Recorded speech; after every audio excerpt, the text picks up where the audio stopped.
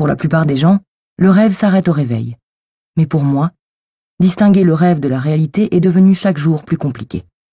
Car ces derniers temps, même éveillée, je dois sans cesse m'assurer que je ne rêve pas. Être bien certaine que ce que mes yeux voient, ce que mes oreilles entendent, est la réalité. Les cataplexies étaient l'un des principaux symptômes de la narcolepsie. Très différente des envies de dormir, elles se manifestaient par des pertes instantanées du tonus musculaire à n'importe quel moment de la journée et sans altération de la conscience. Il suffisait qu'elle ressente une émotion très vive, joie, tristesse, pour que cela ait des chances de se produire. Il lui avait peut-être injecté quelque chose? Péfiline, codéine, morphine? Quelques minutes après, elle ne vit plus que des formes troubles, des ombres qui passaient dans son champ de vision, des mots qu'on prononçait et qu'elle ne comprenait pas. Abigail s'était endormie dans un train, et elle serrait entre ses mains le roman de son rêve, la 4e porte.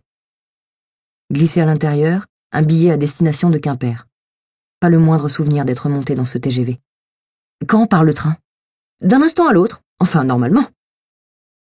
Elle se redressait à peine qu'une porte s'ouvrit sur une femme en blouse blanche, la quarantaine, coupe au bol d'un blond cendré. « Bonjour, Madame Durnand.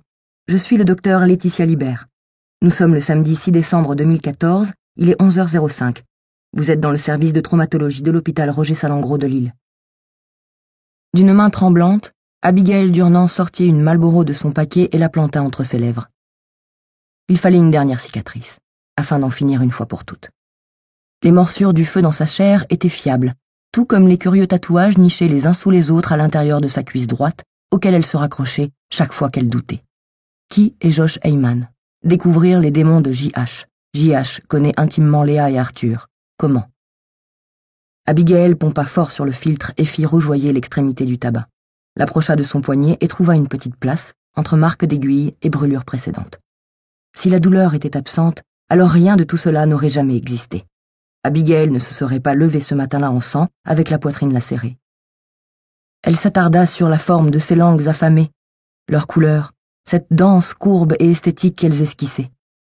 Elle lui paraissait si réelle, si vivante et tellement difficile à simuler. Comment son esprit pourrait-il les avoir créées avec autant de précision? Purement impossible.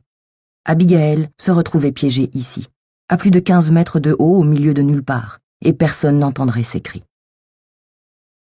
Que sommes-nous sans mémoire, sans souvenir, sans le rappel de ces visages, de ces voix qui ont accompagné nos existences?